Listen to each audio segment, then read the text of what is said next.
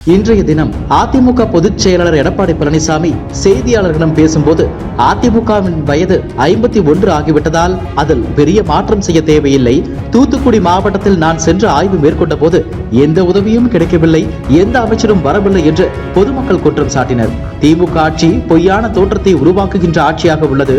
வெள்ளம் வந்து மக்களுக்கு இவ்வளவு பெரிய துன்பம் ஏற்பட்ட போதும் கூட முதலமைச்சர் ஸ்டாலின் இந்தியா கூட்டணி கூட்டத்தில் கலந்து கொள்ள சென்று விட்டார். எம்பி தேர்தல் தேதி அறிவிக்கப்பட்ட பிறகுதான் எந்தெந்த கட்சியுடன் கூட்டணி என்பது தெரியவரும்.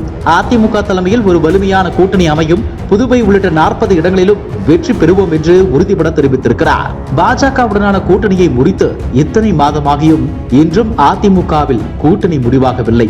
எந்த கட்சியும் வெளிப்படையான ஆதரவை தரவும் இல்லை. அதிமுகவில் கூட்டணி அமையாததே பாஜகவுக்கு மிகப்பெரிய பிளஸ் பாயிண்டாக அமைந்து வருகிறது.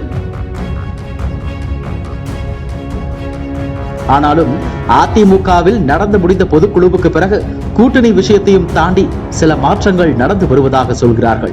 அதில் முக்கியமானது திமுகவில் இருந்து முக்கியஸ்தர்களை அதிமுகவுக்கு கொண்டு வருவதுதானாம். குறிப்பாக செந்தில் பாலாஜி கைதுக்கு பிறகு கொங்குவில் தீவிர கவனத்தை செலுத்த துவங்கியது அதிமுக.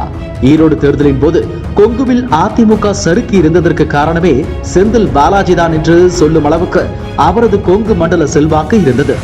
அதிமுகவின் கோட்டை என்று வர்ணிக்கப்பட்ட கொங்குவின் சறுக்களை எடப்பாடியால் ஜீரணிக்க முடியாத நிலையில்தான் செந்தில் பாலாஜி சிறை சென்றதுமே அதிருப்தியாளர்களுக்கு வலையை விரிக்க துவங்கியதாம்.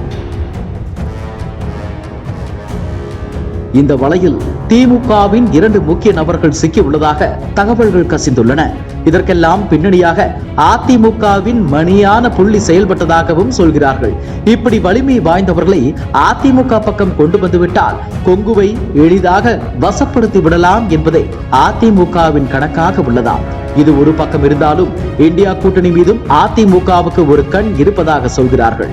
அதாவது புயல் பாதிப்புகளில் பெரும்பாலான மாவட்ட மக்களின் அதிருப்திகள் திமுக மீது அதிகமாகிவிட்டது.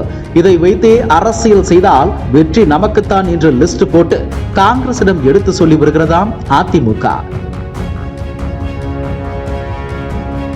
இதற்கு இன்னொரு காரணமும் சொல்கிறார்கள். காங்கிரசுடன் உறவை வளர்த்துக் கொள்வதன் மூலம் இந்தியா கூட்டணியிலும் இடம் பிடித்துவிட முடியும் என்று அதிமுக கணக்கு போடுவதாக தெரிகிறது. ஒருவேளை காங்கிரசுடன் கூட்டணி ஏற்பட்டால் இதை வைத்து சில கட்சிகள் தங்கள் பக்கம் வருவார்கள் என்றும், காங்கிரஸ் அதிமுக பக்கம் வந்துவிட்டால் சிறுபான்மையினரின் ஓட்டுகளும் தானாகவே அதிமுகவுக்கு வந்துவிடும் என்றும் அதிமுக மேலிடம் நம்புகிறதாம். ஆக மொத்தம் அதிமுக களமே பரபரப்பாக காணப்படுகிறது. என்ன நடக்கப் போகிறது என்பதை பொறுத்திருந்து பார்க்கலாம். இதுபோன்ற செய்திகளை மேலும் தெரிந்து கொள்ள எங்களது யூடியூப், Facebook மற்றும் Twitter ஆப்களை சப்ஸ்கிரைப் செய்யவும்.